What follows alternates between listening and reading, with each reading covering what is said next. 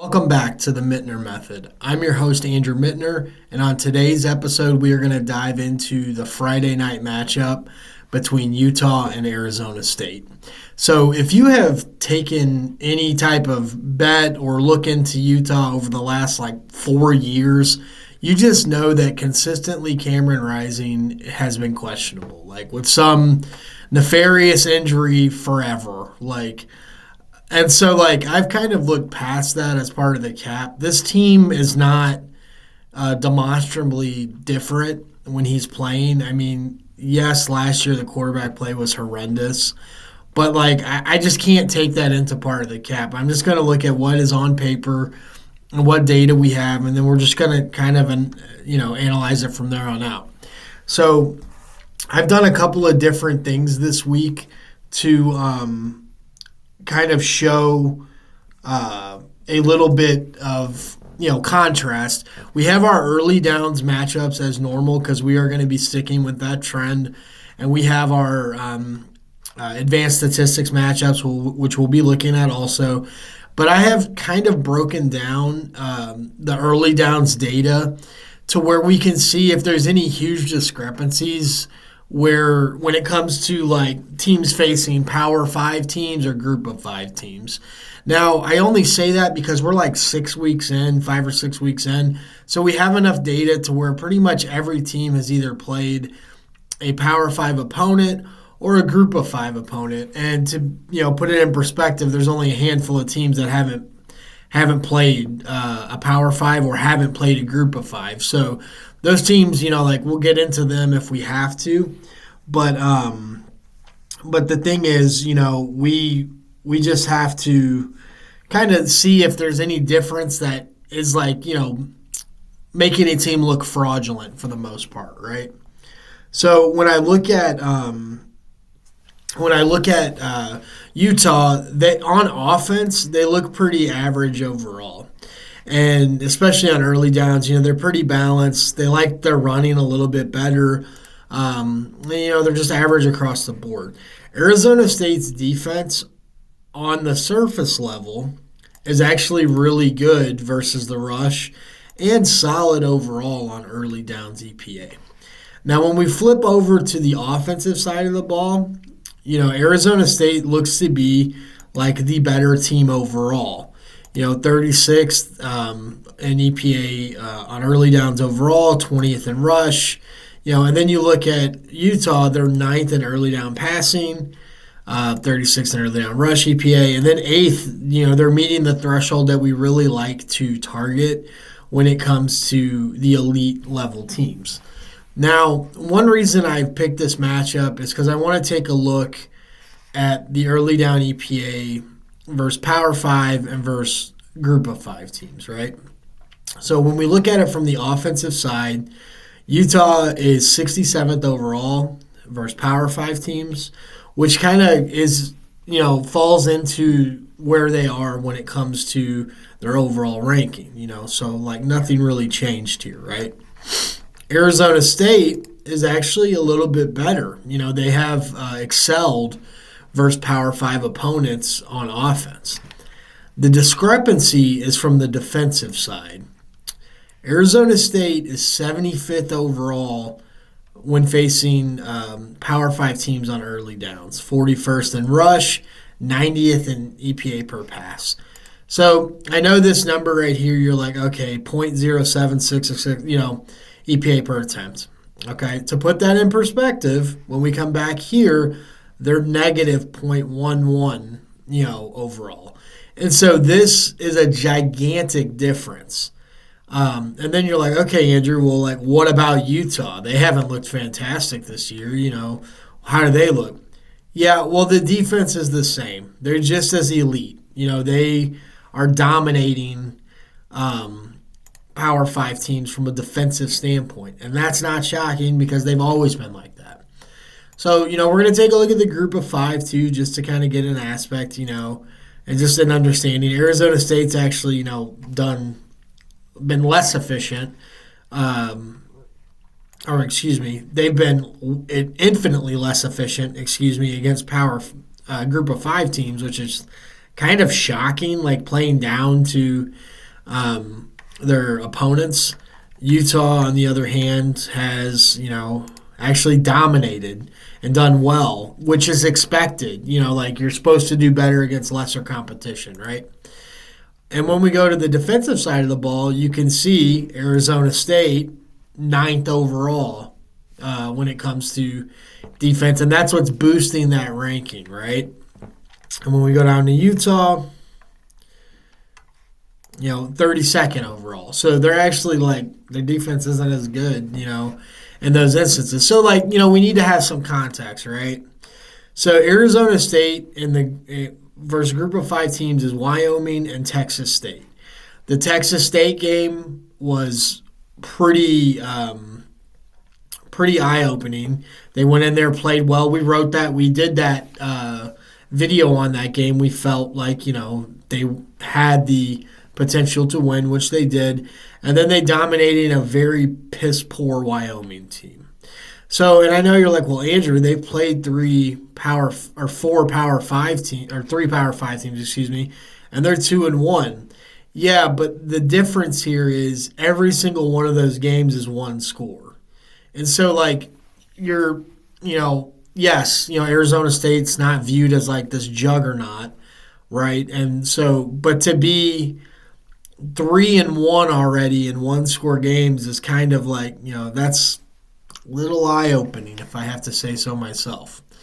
And so when we come back and we take a look at Utah, this is a team that hasn't been fantastical. Like they struggled against Arizona, beat Baylor, did what they had to do against Utah State, close win on the road against Oklahoma State.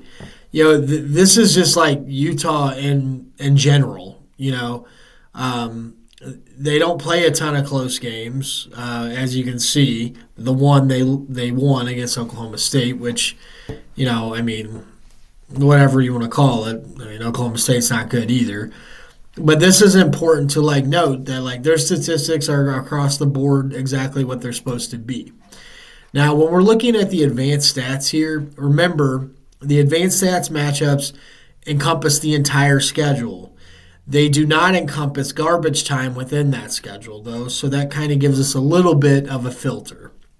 All right, Utah, just not fantastical on offense. They're kind of average. A lot of red in here. They're not explosive. The offensive line is below average. This is all expected. This is kind of who they are. They're like a grinded out, team. Arizona State, on the other hand, they have some positive in here. They limit explosiveness for the most part. Decent, efficiency for the most part, mind you. And then when we come to the other side of the ball, we're going to see strength on strength, okay? Arizona State is not explosive. I know that's kind of hard to believe from an overall standpoint, but they're just not. You're watching highlights and stuff, and you're like, oh, Scatbo is running all over the place. Well, yeah, that's going to happen, but it's not consistent. All right, so Utah has an elite defensive line. 7th in stuff rate. 27.7% of the rush attempts are tackled at or behind the line of scrimmage. That's to put that in perspective, that is an insane number. All right. Even the havoc numbers are decent. 33rd in overall havoc, 7th in front 7 havoc. And then, they're good in the secondary. Now, when you're looking at where are we going to be able to expose, this defense or maybe get a better potential, of exposure, yes, you could probably do that in the rush explosiveness, but they're not that explosive. They're 95th overall, 89th versus the rush here. So this lends me to think the line is 6.5 right now. I think it opened at 5.5 if I'm not mistaken. And it's just it's the kind of people are well, I don't know what to do with this line type thing, right? We just watched Utah play Arizona 2 weeks ago, and you were just ugh, just gross to watch, right? It was a gross game. Well, now they come off the bye. They have an extra week of preparation. And you have Arizona State on an extremely short week because, again, this is a Friday game. So I'm going to probably be leaning here. Well, there's no probably. I'm leaning towards Utah based off the metrics that we have and the metrics and like the rest, right? So when we look at these two other sheets here, these are just ones I have for other breakdowns. It's a nice piece to have in general. This is Arizona State on non-blitz attempts and blitz attempts, right? So they're pretty average overall, right? And then, Utah is down here. They're infinitely worse against the blitz. And, excuse me, my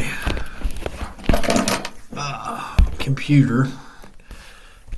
Low battery. Sorry, got you a little brighter there.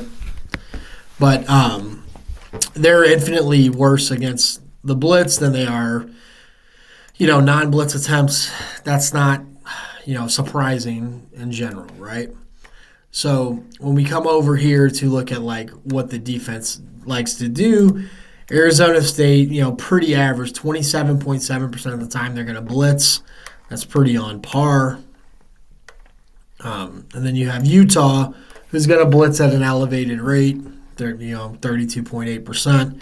None of that really is going to stand out here. I don't think that's going to be a huge difference maker in this game. What is a huge difference maker to me is going to be the time that Utah has in the rest area. They're going to have extra time to prepare. Arizona State is coming off a shorter week than normal because this is a Friday night game. And I believe that some of their statistics are inflated by, how well they beat up on the group of five. Also, take that back. I don't believe that is the facts. Like their statistics are inflated, especially on the defensive side. And I know you're probably like 6.5, like on the road, like this is going to be tough. Utah looks abysmal overall. Especially from like a fluidity, a consistency, excuse me. I was trying to say fluid, but point of view, right? But I'm okay with that because the thing is they're going to try to make this game ugly. I think they're going to have enough time to heal up. I don't know if Rising's going to play. I honestly don't care if he plays or not. If he does and he's healthy, great. He's a solid quarterback. He's, 39 years old in college football. So, I'll give him that. But I just think, overall, this is the type of game that Utah will excel in. And I think the spot is right. I think the line is close. I don't project lines. That's not my forte. And I think Utah could easily scoop this win up with the extra rest and with the style of play that they're going to bring to this game. And, for what it's worth, Arizona State, look at their schedule. This is easily the best team they're going to have played so far. I don't think that's really up for debate. The Kansas game was really good, but the defense was susceptible in that game, also at home. But that's going to be it for today's video / episode. I'm getting a late start to the week. My life has been busy, and there's nothing wrong with that. As my wife says, you just, you do what you can do each week. And so I'm going to be taking any suggestions. I would need you to get them in on this video so I can add it to my list. And as always, if you like the content or if you enjoy the content, please like the video, subscribe, share it with a friend, family member, someone who might be interested in it. It is a small channel, but, we've only been at it a month and we're at like 34 subscribers, which is hilarious to me. But yeah, I really enjoy it. I'm diving into different angles and stuff going forward. And to put it in perspective, I posted, I think, 19 college football videos on here, and we're 14-5. It's not. It doesn't get much better than that overall. So I hope I hope you guys continue tailing and keep getting after it. And then That's about it. So, as always, thank you for watching. Thank you for listening. And I'll catch you on the next one. Take care.